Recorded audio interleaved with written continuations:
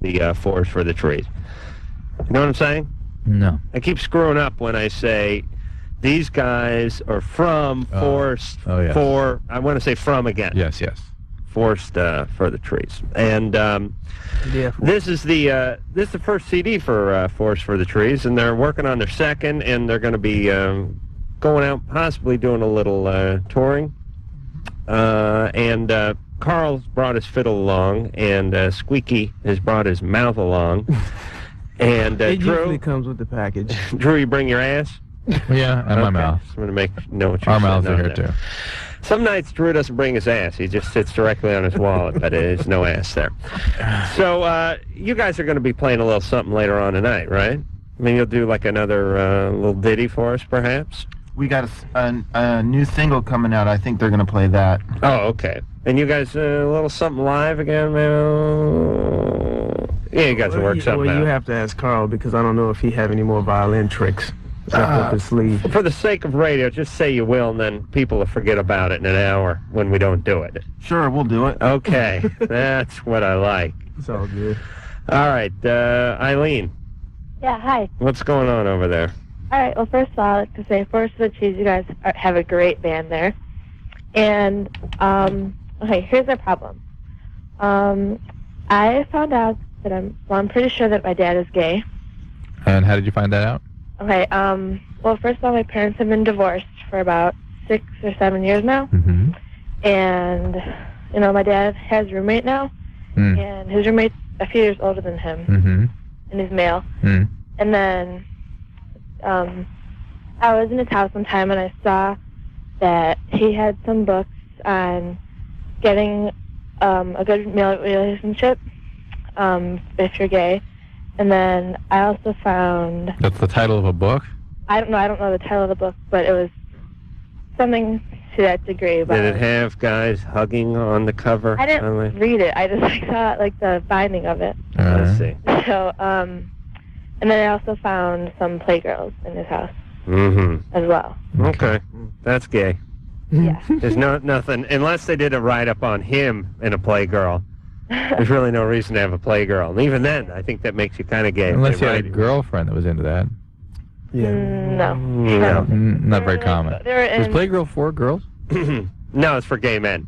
All pornography is either for men or gay men. Yeah. It's just like female prostitutes get it on with men, and male prostitutes get it on with men. Yeah. That's basically what same thing Playgirl is. Yeah. There's a couple of and yet, women from the I was going Midwest to say, who like to look at for it. the 2 out of every 1,000 females that partake of this, they're going to be calling us in a few minutes. Well, once in a while there'll be like some old picture of Superman, Dean Cain, and the pictures he didn't want you to see from high school, and there's some grainy shot of him snapping some guy in the ass with a towel or something, 1982. But and once in a while, some crazed woman like Ann, who's like really into Dean Cain or whoever, will go grab that issue. But other than that, it's mostly all gay men. All right. Okay. So, what's your question, Eileen? Well, I just don't know how to approach this. Have you talked to your mom about it? No, I haven't talked to anybody about this. Do you have an older sibling? No, I have 2 younger siblings. Aunt or uncle? Well, I don't know. What does she need to? Well, I'm just exploring what resources she has. I mean, I have a really close family. Like I'm close to both my parents and my, all my aunts and uncles. But I don't really know. Do you want to talk about this with him? What? Do you want to talk to him about this? I'm not sure if I do or not. Do you have a brother? Yeah, but he's a little bit younger than me. What would this accomplish, confronting this or discussing it at this point in time? I'm not sure. I'm not even sure if I should approach this. Obviously, eventually, you're going to need to. What is it you feel now, having discovered this and not being able to talk to him about it? Well, it's kind of weird. I mean, I don't have a problem with it, right? But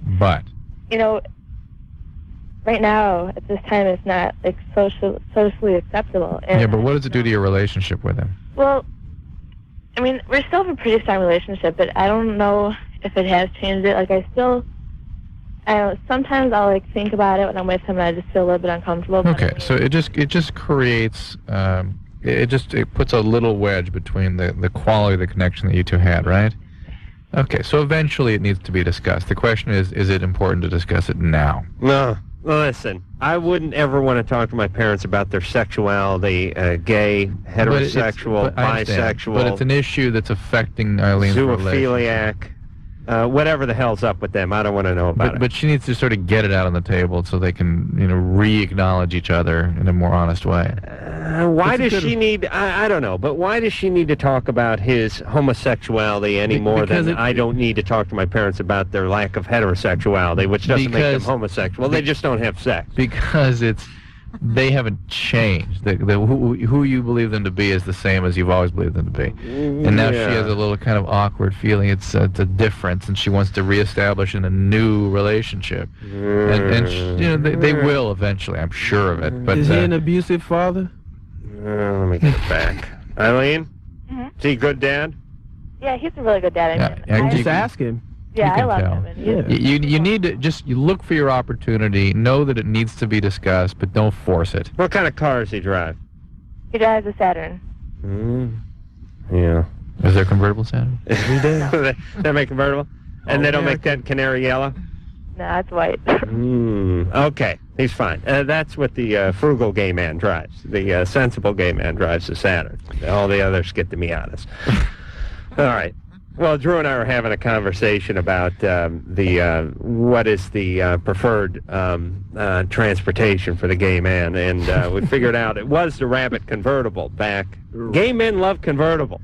Man, do they love those convertibles. I don't know what the hell it is. There's something about, I don't know, it messes their hair up, so I think they would be against it, but they used to love the big Eldorado convertibles, big caddies. And then they got into the Rabbit convertible, and it's now the Miata. And any small convertible that a man drives is the Gaymobile. Well, we're glad we didn't use Carl's Rabbit to come up here today. Oh, is it a convertible? Yeah. Oh, what color?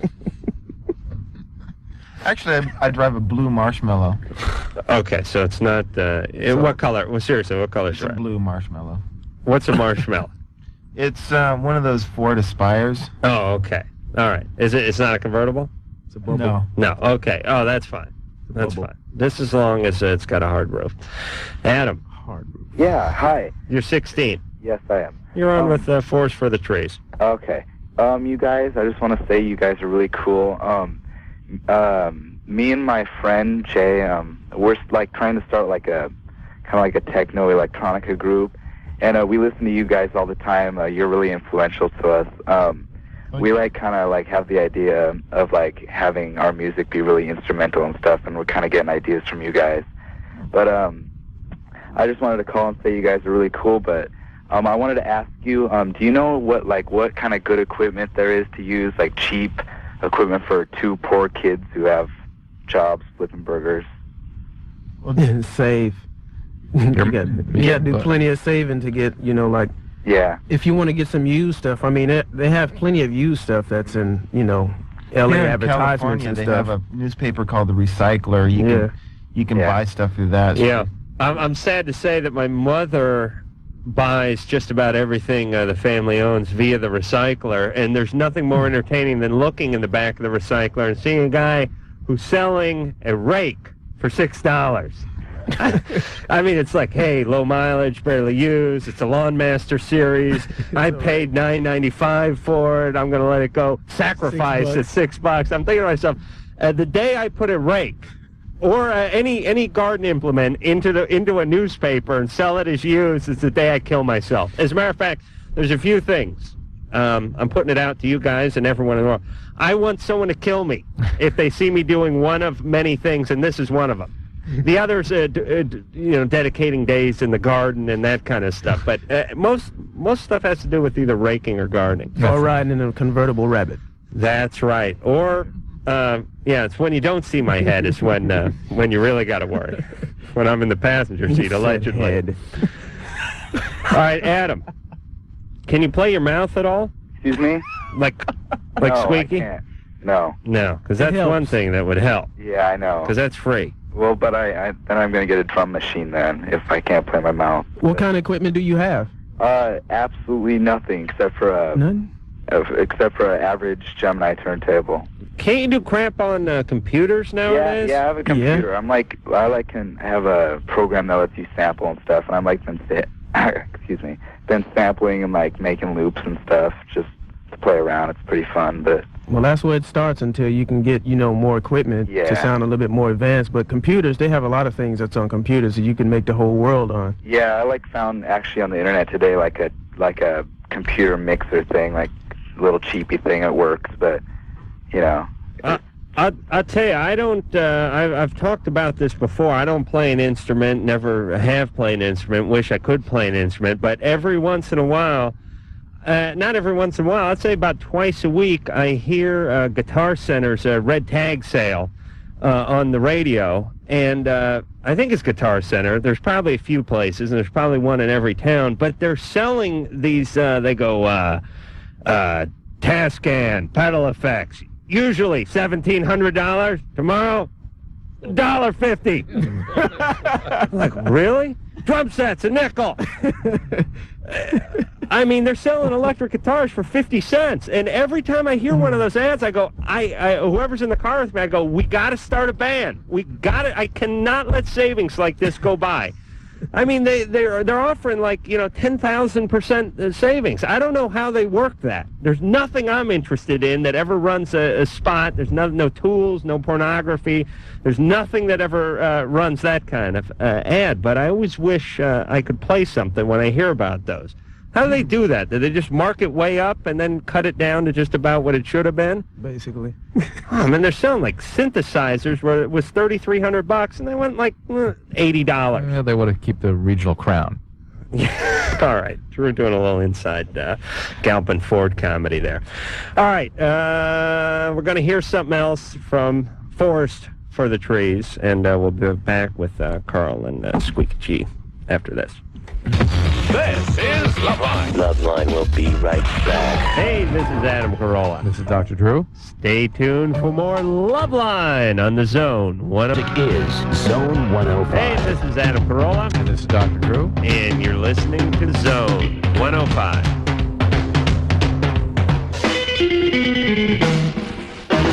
Hey, kiddies in Radio Land, it's Loveline. I'm Adam Carolla. That is Dr. Drew. This is tomorrow night's guest, is it not? Not Cherry Pop and Daddies. Yeah, Cherry Pop and Daddies. Tomorrow night. Oh, good. I like those guys. Saw them at the House of Blues, and I got their CD. They're real good. Carl Stevenson and Squeaky G are here for Forest for the Trees. Chilling. And I want to just take this moment. Drew and I, as you guys know, we're talking or complaining about, we're out of town most of last week, and I needed a lift to the airport very early Tuesday morning. We finished the show about midnight, and we're due to fly out of LAX about 7 a.m. on Tuesday morning, which, with traffic and all, meant that I needed to leave my house about 6 a.m., to get to the airport, maybe 10 to 6. And as usual, Adam demanded I pick him up. I demanded that Drew pick me up. Which I usually comply. In the Rabbit. In the convertible Miata. But I couldn't that morning. I could not. Drew had to make the rounds at the hospital somewhere between the time he got home from Loveline at 12:45 at night and 5:30 in the morning before he went to the airport because he's nuts. Right. So he said, I can't pick you up. And I thought, what the hell am I going to do? Drive my own car down the airport, park it right next to Drew's in one of those, $15 a day lots and get reamed up the A for it? So I said, no, here's what I'll do. The power of radio. I will get an enthusiastic listener to come pick me up Tuesday morning. They will drop me off at the airport, and then I'll catch a ride home with Drew or shuttle or whatever, and this will be brilliant. It'll be the thrill of a lifetime for the young listener. And there were multiple... So at the end of the night, on Monday night... Multiple candidates. We had 4 or 5 women. I wanted it to be women. I felt more comfortable with a woman driving since their insurance rates are lower. And I wanted a decent car, something that would get me to the airport. And so we narrowed it down out of 4 or 5 candidates to one young girl. Now, she lived, coincidentally, just down the street, really, from me. She lived down... Maybe 3 miles away. Yeah, down Gower. And I live up on the hill there a little more. And I was going to give her my exact address. And then I thought, I heard all her roommates cackling in the background. And I thought, I don't know, she's probably going to ransack my house while I'm out of town or something. So what I'll do is I'll tell her to meet me on the main street, which is Beechwood Canyon. Right. And there's a big set of stairs, and I'll just walk on down this huge set of stairs. In the old days, when they built these houses in the canyon, they built these, people use stairs apparently for transportation. Now it's just a bunch of Rubble. Yeah, no. There are people jog on these things now with their dogs. But the point is I figured I'd meet her down at the bottom of these stairs, right on the canyon at 6 a.m. I went down these 400 or 500 stairs, really like climbing a pyramid. These stairs. I went down there with my 2 big packs of Samsonite in each arm, and I waited down there for about 15 minutes. She never showed up. Wow. Listen carefully, ladies and gentlemen. We need to find this person. Yes, I'm putting a bounty on her head. Oh, yes. Somebody out there knows something, and I'm putting it to the people because I need to talk to this. Several days from hell that we experienced. I then ran back up the stairs, threw the crap into my car, jumped into my car, and made it to the airport just in time to see the plane that we could not get on because I was there too late. By 1 minute. And Drew, 1 minute. 1 minute. Drew had gotten off the plane because he figured something was up and left his luggage and his expensive overcoat that his wife had purchased for him at a discount, but still way more than anyone should purchase a coat for, in the carry-on department, the overhead storage. Oh, yes. And so, I've never wanted to I just wanted to tackle you. I wanted to deck you in the middle of that big, nice marble. I was running with my luggage like OJ through the airport. I thought I said the same feeling I had seeing somebody needed to tackle. I just needed to level this guy. I heard Drew yelling from about 100 yards. Hello! I was like, huh? I was like, I'm coming, and I was chugging with these things. I mean, I'm out of breath from an hour of chugging up the stairs and running out of the parking lot where I parked the car and everything. And I get there, and they go, "You're not getting on the plane." And I said, "Is it that plane, the one I'm staring at right now, that is waving sitting at the pilot? there?" The pilot is 8 feet away from our face. The one that is sitting motionless in front of me. There's nothing but a piece of glass between me and that plane. Yeah, that is the plane you'll not be getting on. And we had to not only get on that plane, but that plane was going to get us on another plane in Atlanta, which was eventually going to get us to Gainesville. And there's a 3-hour time difference, and we had to do this lecture, and we didn't have any time. And they just look you right in the eye and they go, "Nope." And you go, "The plane is sitting right there. Just let me on." Yeah, here's our policy. The door is closed 10 minutes prior to departure. Right. So everyone knows that. Yeah, it's written all over the place, the guy said. I pulled the ticket out, which had everything. I mean, it had my mom's maiden name on there. It had a pancake recipe. I said, "Where on this effing ticket does it say we close the door 10 minutes before?" Nowhere on the ticket, by the way. But anyway, I said to the guy, who turned out to be an okay guy. Great guy. I said to him, "Find the guy that you use on the commercial. The guy who's chasing people through the airport, returning important luggage to them. The guy who's holding the umbrella when it's raining. Find the guy you use on your TV commercial and bring him here. I want to talk to him because I'm staring at the plane that we're going to be on, and it's not moving. Just let me on." No. So there it went. And we sat there, and then Drew and I had we had ourselves a good argument because I immediately blamed Drew for not picking me up. Can you imagine that? In the first place. For Christ's sake. Well, that did start it all, didn't it, Squeaky? Well, it started, but then you had the listener that didn't show up. Whoever that listener is. Please. Is probably listening now. That person we need to Now he's got forest for the trees on this side. Here's what I want to say. There is a debt incurred there. Mm-hmm. I will get Robert Stack to do an expose on you. I will find you. I will hunt you down. And here's the deal. You can live your life in fear for the rest of your remaining days, or you can just show yourself now. Face the music, face Carl's fiddle, and get it over with. That's it. Make it easy on yourself. Call us now. Because I will find her. Oh, standing out there like an idiot with 2 bags at 6 in the morning, walking up and down the street. people walking their dogs past me going, who the hell is this guy with the bags running up and down the street? It's kind of madman. Frank, you're 33. Frank. Yeah, how you doing tonight? Good. Yeah. What's up? I'm currently dating this woman right now, and Yep. I recognize the voice. That is the guy with the yep, that is the guy. anus the size of the mason jar? Yep. Are you sure? Positive.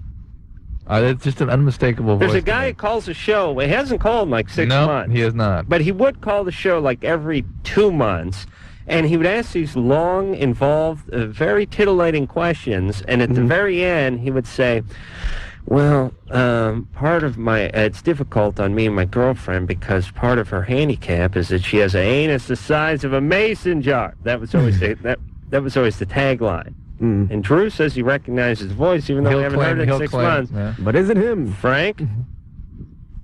hello there. Thanks for calling. The size of a mason jar. Hey, I got it. There's your boy. I want that one. Really? Good evening, guys. All right. Yeah. Drew is spectacular. After 6 months, he hasn't lost his touch. Drew knows. I mean, Good work, boys. how long has it been? Oh, did he hang up? Yeah, he doesn't want to get that voice. Oh, he's such a coward. I swear to God, this guy has called the show 5, 6 times, and Drew has, and like I said, we take hundreds of calls every week, and it's been 6 months. And the guy tries to disguise his voice, and Drew's never met him. Drew the man. Oh, Drew the man. Drew the man. Yeah, his like voice that. is like indelibly. It's just to me, it's just a unique and unmistakable. The guy voice. said 3 words. I got it. I knew it was him. But you've never hung out with him? No. I mean, it's not like some guy we worked with for a year, and then he quit, and then he called in the show or something. He just calls in every once in a while. It's too bad Lisa or Sherry don't have that ability. Brooke, Yes. you're 15. Lisa? Lisa, yeah. All right, Brooke, what's going on? Okay, my mom, flirts with guys that come around my house and stuff, like boyfriends and stuff. Your boyfriends? Yeah, my boyfriend. And every time he comes over here, she's always putting her arm around him, and, you know, when he left one day, she flashed him. Flashed him? Yeah. Wow. Flashed what? Her chest to him. What? Yeah. What size is her chest? How old is your mom? She's 48. So that's a pretty mixed blessing for a guy. I mean, on one hand, someone's showing you the breast, and on the other hand, they're 48.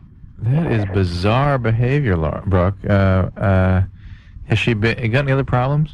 I have one more question. Yeah. Okay. I guess I wear tank tops in the summer, and I have a big chest. I can admit that, but girls dog me and stuff. And when other girls that don't really have a chest, you know, they don't get dogged. You mean yeah? That's jealousy. Yeah. Yeah. That's jealousy. They don't get dogged by women, but they don't get dogged by men either. Okay. Or chased by men, if you know what I'm saying. Well, it's just Brooke. Yeah. You got bigger fish to fry than the catty women you go to school with, though. Has your mom got other problems? No. Gotta have some. Yeah, just got to. There's something really going on with her. Where's your dad? Oh, he's they're divorced. He lives in Santa Clara, and.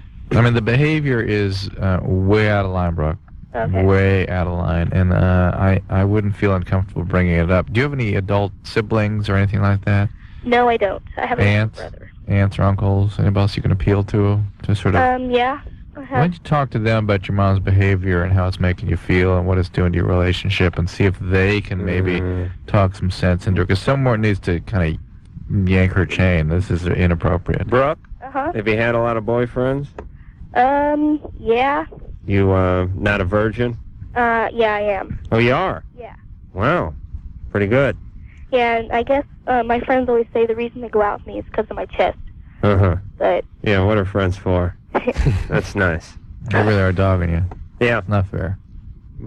Brooke? Yeah.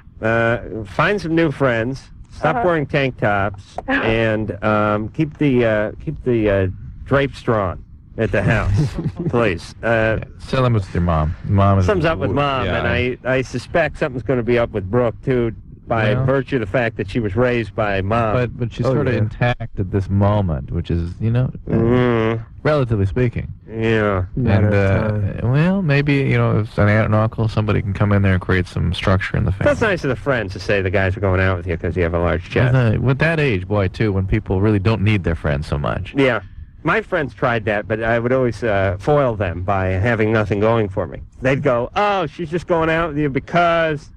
so you got big teeth, no hair, nappy hair that looks like a Brillo pad. No, is it the car you drive? No, you got a pickup truck that your buddy Jan stained with cherry oak colored stain, and the window cranks are broken off of it. Geez, I don't know. We don't have anything to say.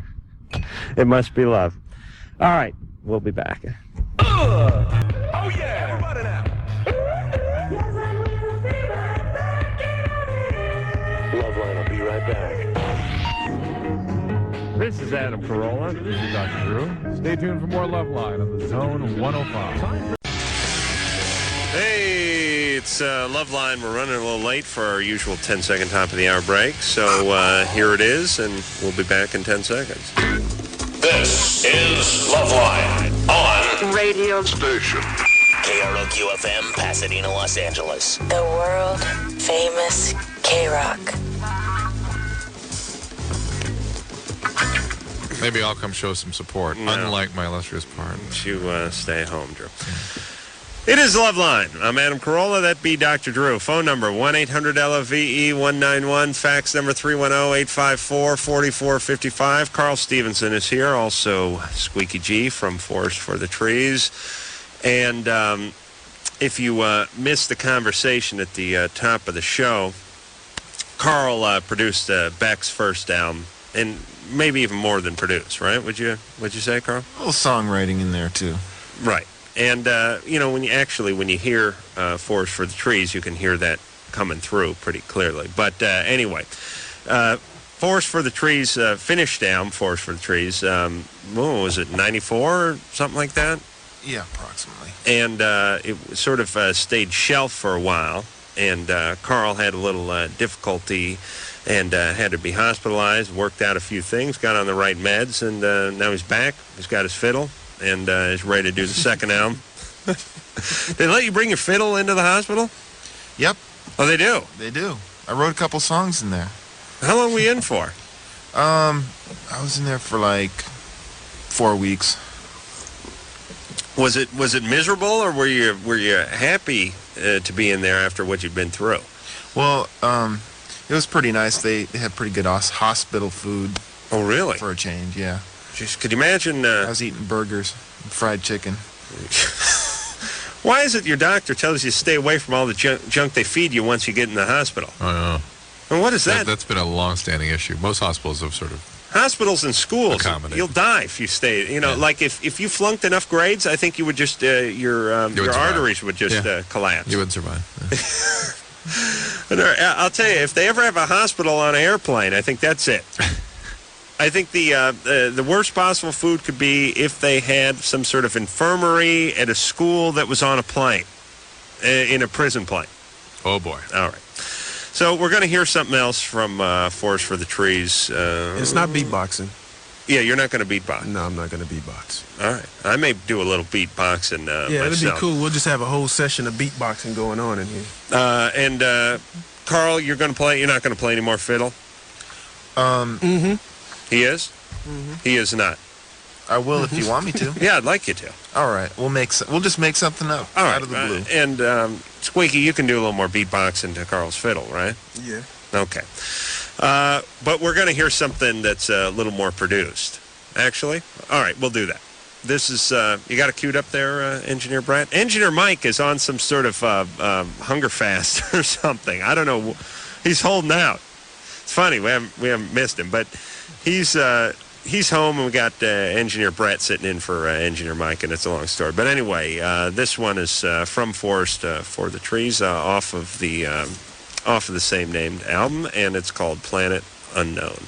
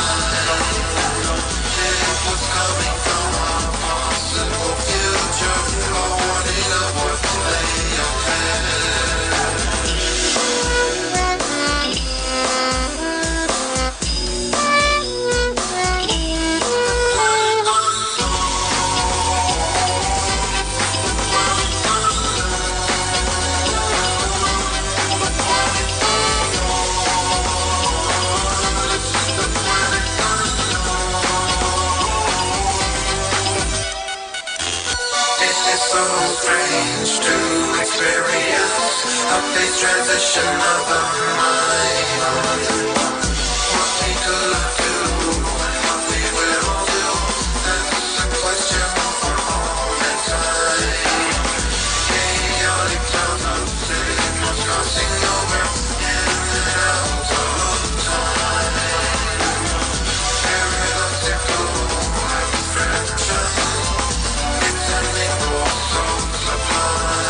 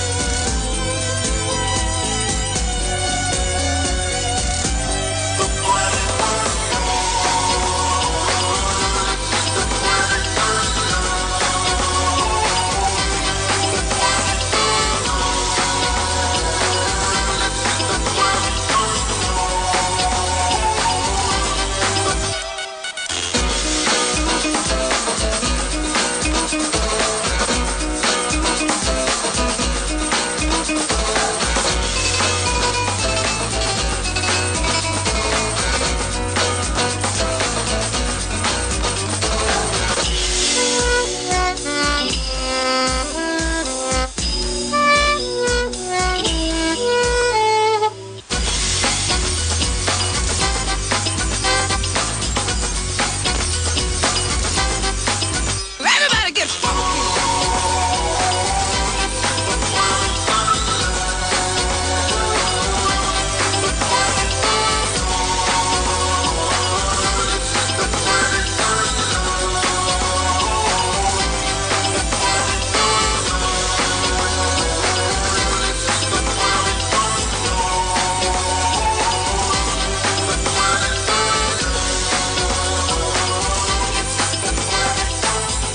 That'd be Planet Unknown from Forest for the Trees. And Carl Stevenson and Squeaky G are both here representing for that band. And they really got to dump the rest of the band because they did a little... Squeaky did a little boom box or beatbox. He did a little mouse solo. I wish I could get one of those once in a while. And Carl was playing on the fiddle. And I'll tell you, that was it. He didn't need any more instruments. You're going to play a little something else? You want to... I'll take some calls, Rick. We'll take some calls? Yeah, let's talk okay, to some because folks. Carl's poised with the fiddle there. But you don't have to put it away. You can just keep it there. Right. Stay ready. You never know. Carl's always ready. Kathy. Hi. Hey, you're 34. Yes, I am. How is everyone? Good. We're I doing have to fine. tell you that Dr. Drew and Adam, you are just the kings of radio. Oh, my Thank you. God. And we saw you on the Gail King show the other morning. Oh, they aired that. I never saw that. You never saw that? No. We've got a bunch of stuff. no. We've a whole bunch of stuff we've filmed that's not aired. You know you're a big star when you're on some show and you don't even care. I don't want Adam to get upset, but Adam, you look like a convict, and Dr. Drew looked like your lawyer. Yeah, I know. If you didn't have the sound up, you'd think he was trying to get me off of some trumped up charges. I didn't know if that was your shirt that you bought with the gift certificate Dr. Drew got you for Christmas, your Armand Yes, shirt. it was. No. I knew it. Wasn't it? Oh, was it a denim shirt? Yes. Yeah. It was at 6 in the morning. We both remember that. Oh, it was another one of our misadventures. Here's the problem with anything we do that's like 6 in the morning is we do the show every night. The radio show. So I go to bed at 1:32, and then if you got to be somewhere at 6:30 and it's across town, you got to be up at like 5:15. And I was a mess. Well, Yeah, we weren't very happy that morning. oh, well, you looked great, though. I thought I was extra special funny, though, wasn't I? Oh, yes. Yeah, all right. Oh, There you yes. go. They Thank- needed more of you on that show. Thank Well, you for that's that. good. What is that, That Gail? gynecologist attacked me for bringing up raloxifene. There's nothing more exciting than seeing Drew being attacked by a gynecologist for bringing up some medication.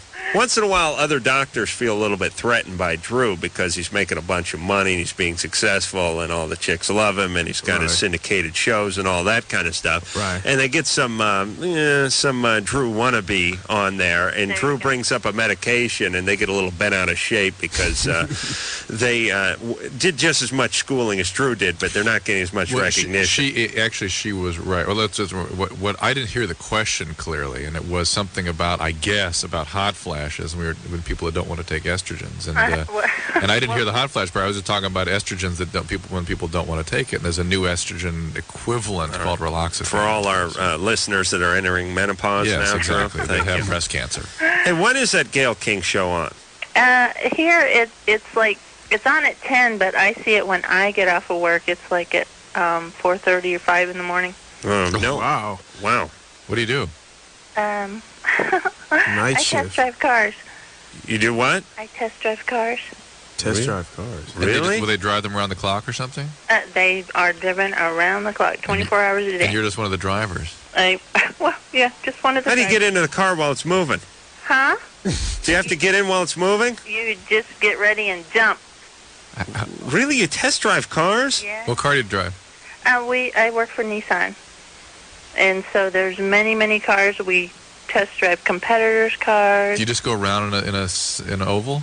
Yeah, there is an oval, and there's many other little... I always thought that was just some marketing scam that they just put pictures out on the salt I flat. thought they just put like a brick on the accelerator and they wired the wheel at the right angle and they let it go around the track. You would be amazed at all the things that they do. And what How do else? you get a job like that? Yeah, that's a good gig. It is. For the money they pay, it is a real good gig. Hook me up. You consider yourself hooked. All right. There was just an ad in the paper, and just went in, and you'd be amazed at the people they hire too. Not speaking for myself, it's like, oh, they hired me, and then you go in and it's like, oh, they hired these other people. So sometimes they'll hire anybody, but it's interesting. Like I said, you'd be really amazed. Well, are you allowed to just listen to the radio and smoke and stuff? You cannot smoke or eat or drink in the cars, but as long as... You couldn't test out the ashtray and the cup holder? That's what I'd like to do. I'd like to be the guy who tests out the reclining chair, the ashtray, and the cup holder, and the horn. And I'd just sit in the parking lot and smoke and have like a cup of coffee and lean the chair back and take a nap, and then I'd ride the horn and yell like, hey, you kids. They don't have a guy who does that, huh? You'd be good at that. Everybody Kathy, does that, but you don't get any fun out of it. what is your question, Kathy? Well, the men that I've been seeing, you know how there's a pre-ejaculate, like a Yes. lubricant? Right. Well, with sperm. Right. And to my experience... Now with sperm. That's how Drew's going to market it, by the way. Pre-ejaculate, now with sperm. It's going to be written right across the can that way. There you go. It's just, it's like constant.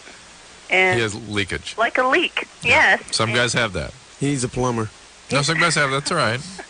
And I Take that as a compliment, by the way. Does he take a long time to reach orgasm? Yes, he does. And Well, if he's always in the refractory period, he's constantly having an orgasm. It's the prostate's irritated probably, and from the duration of all this. he's only climaxed twice, and I've been dating him for like 8 or 9 Is months. he on medication? No, he won't. You sure? He's only, wait a minute, he's only climbing. And what's he do? Is he a food sampler? No, No. no. I don't know. I didn't know if you guys all ran in the same circles or how it He went. drives cars in circles too, I guess. He's only climaxed twice? Well, yeah. And how many times you guys had love? Had love. More than twice. Oh, really? A bunch, but Yeah. he just, he gets erect easily, and then, like I said, there's the constant leakage, which isn't a real problem, but, You're wondering if it affects his orgasmic function, though, right? well, I don't know if there's a connection between No, I the don't two. think so. Not that I can imagine, but I don't think so. Here's a guy who they could really, whose skills or talents they could utilize to check out the Scotch guarding process on the passenger seat. Sure. You know what I mean? And that's a good job for him. And headliner, if he's so blessed. All right. Oh, boy, that would be a dream job for me, just driving in circles. Denise. Yes, hi. You're 30. Yeah. What's going on over there? Well, And by the way, how many years do you got to build the Nissan Maxima to figure out the thing goes all right? You know what I mean? I mean, they started building the Maxima in like 78. Yeah. It's been 20 years. Let's go ahead and assume the thing's fine. give it a look-see at the factory, and then go sell it. But maybe they're just driving their competitors around, see what they're doing. God, it's like one of those commercials. Yeah. All right. Denise? Yes. All right. What else going on there? Sorry about that. Oh. I seem to be steadily losing my faith in men. Reality's finally coming to bear. I'm sorry? Nothing. Go ahead. Oh, okay. I have always been, guys have always been very attracted to me, and I don't have any trouble dating or anything like that. I've had several long-term relationships and all of that, but it just seems like no matter how many guys that I date and how many different types of people and how normal they seem in the beginning, and it's all wonderful and they're really nice, and it just seems like, oh, this How do they is end up? great. I'm sorry? How do they end up?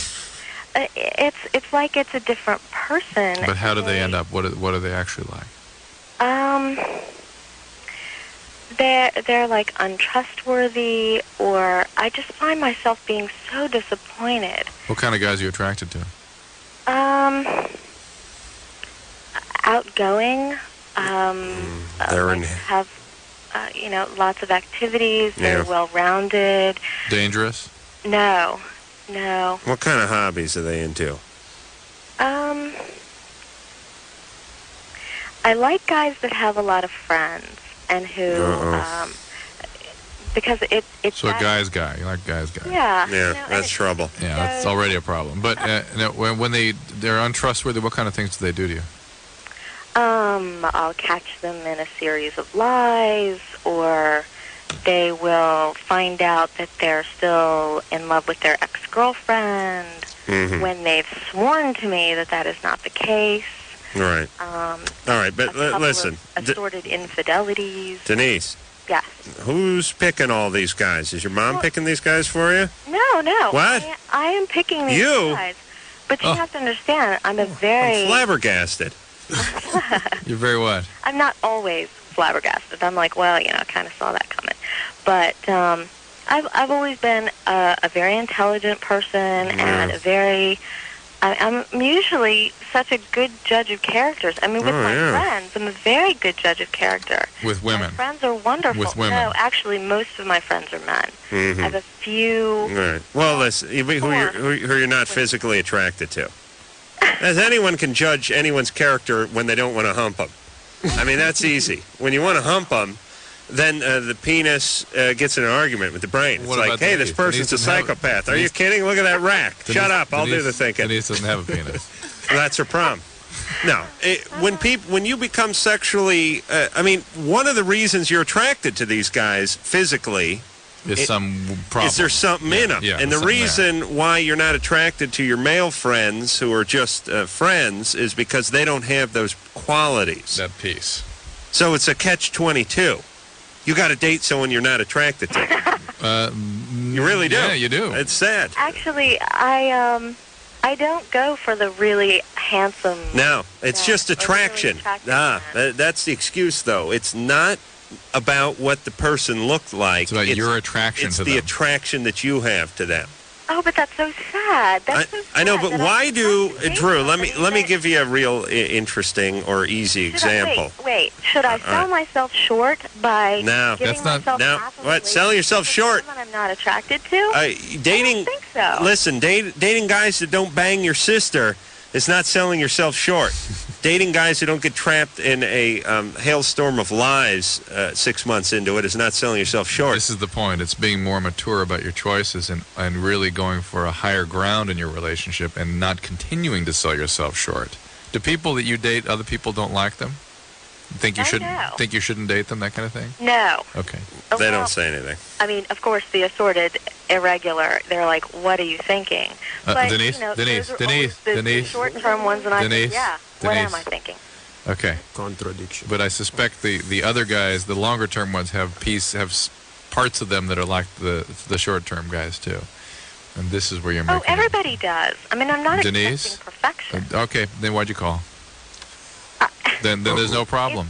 It's just a huge long series. Denise, I was talking to a jade Buddha in a head shop the other day, and it actually drunk in more advice than you do.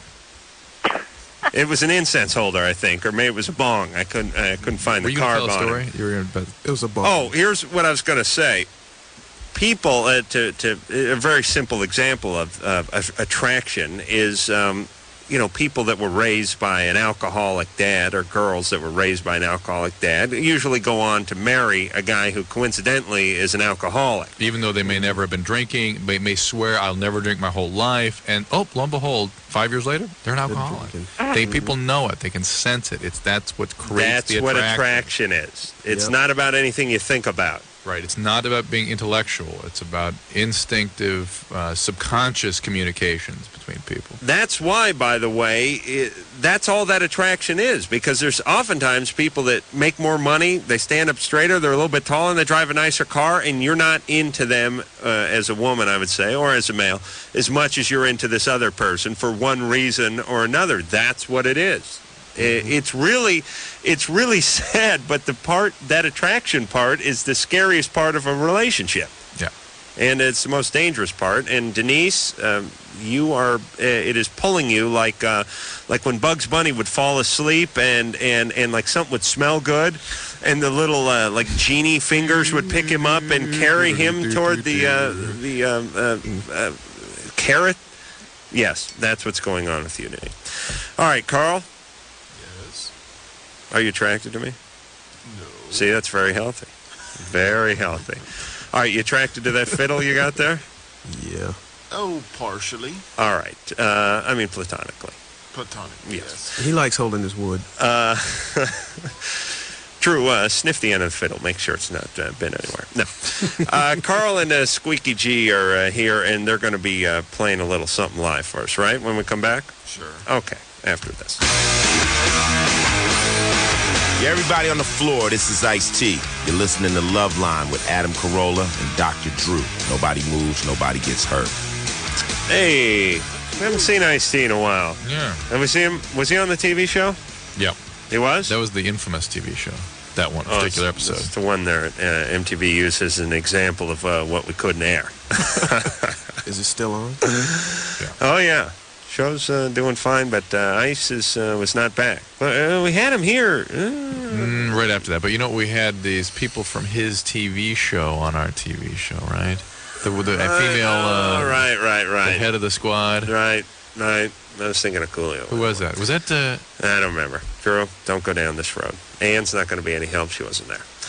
All right. We had her because she was on the radio show. Carl Stevenson are here. And Squeaky G, both from Forest for the Trees. And Drew, if you're going to go crazy, go out of the room. Okay. All right. Squeaky, see if you can make a sound of Drew thinking.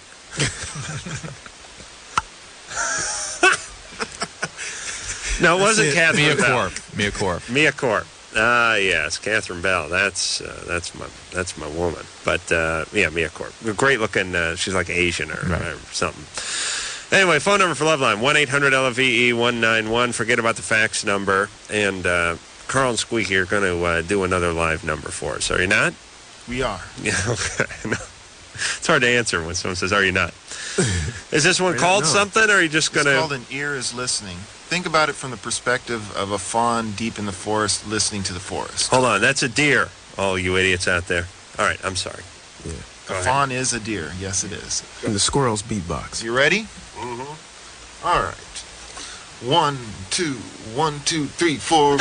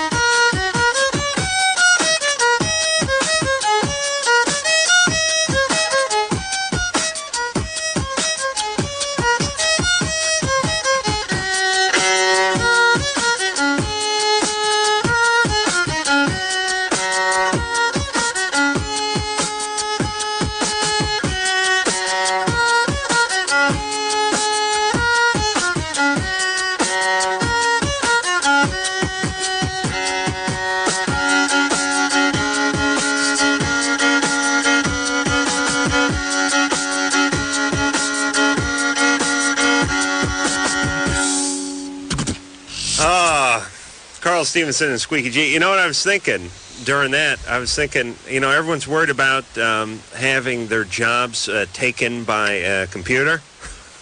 Squeaky's taking a computer's job. That's one for the flesh and blood. You're actually doing the job that a machine was meant to do. Well, if there's a way that I can get this to do what machines are doing now and making millions, rest assured I'll be doing it. And it sounds, there's nothing like the real thing. Even when you're doing something that is sort of a computer, you're used to hearing a computer synthesize, it sounds twice as good coming from flesh and blood. Hey, Carl. Yeah. Play me a little bit of that same kind of riff again. Doesn't have to be the exact same one, but just something. I just want to try a little something. Little slower, little slower riff if you have Hold anything. it, my mind is blanking out here. Let me see. Drew, you kill some time by talking about the periodic tables or something. Now, Squeaky, don't do any beatboxing. Sorry, so I got off to the wrong start with the boom. I'm sorry, Carl. Go ahead. Just want to try a little experiment here. Yeah, go ahead. 1, 2, 3, 4.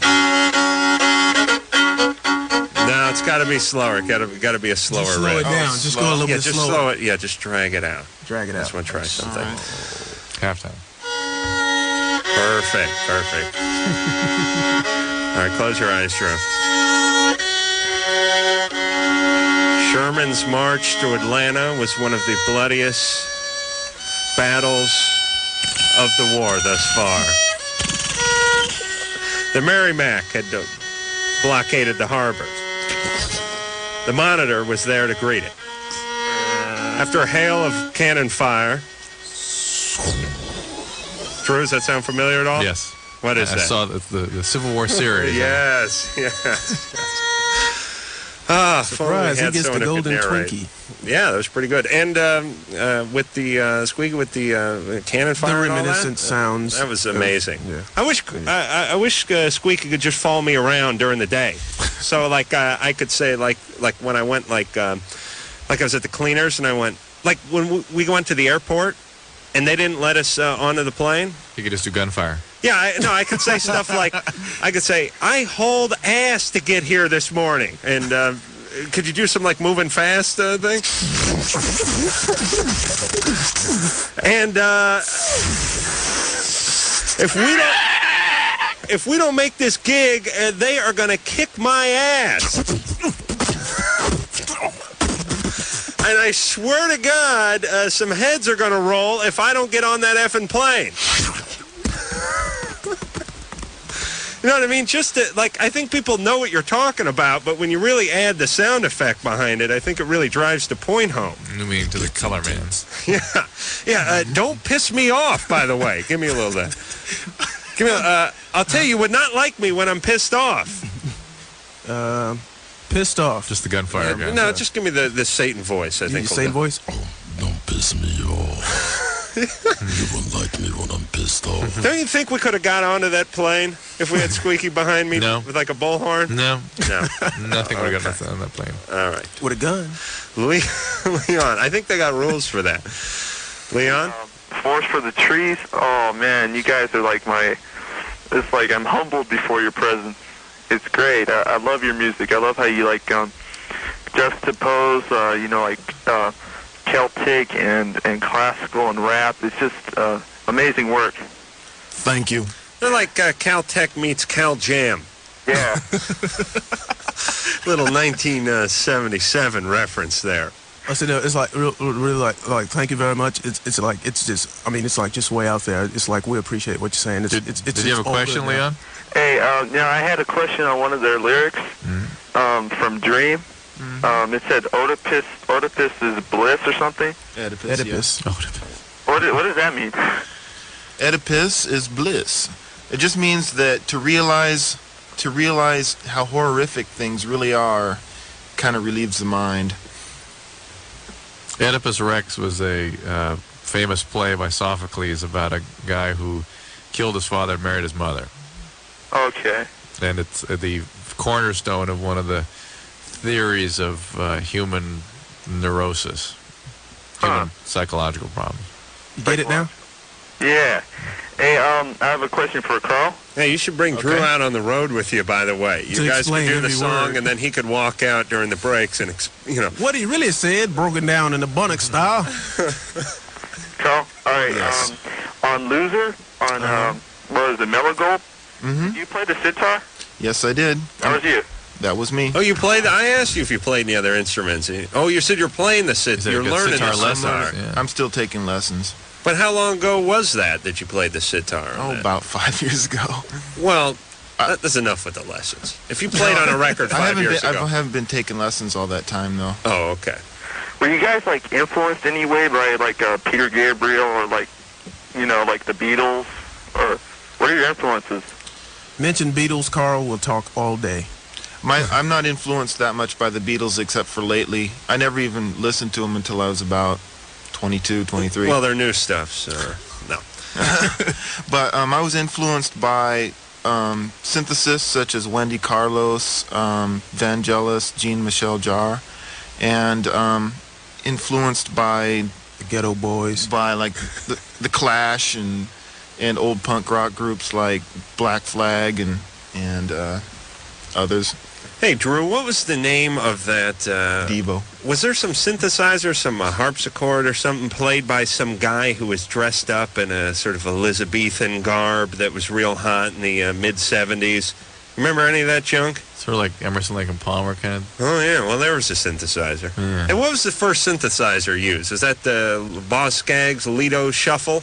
I don't know. You know the song, Drew? Who was that guy that did Frankenstein? Edgar Winter. Edgar Winter. Didn't he have weird outfits and stuff? The first synthesizer was a theremin, I think. That thing that you put your hand next to and it goes.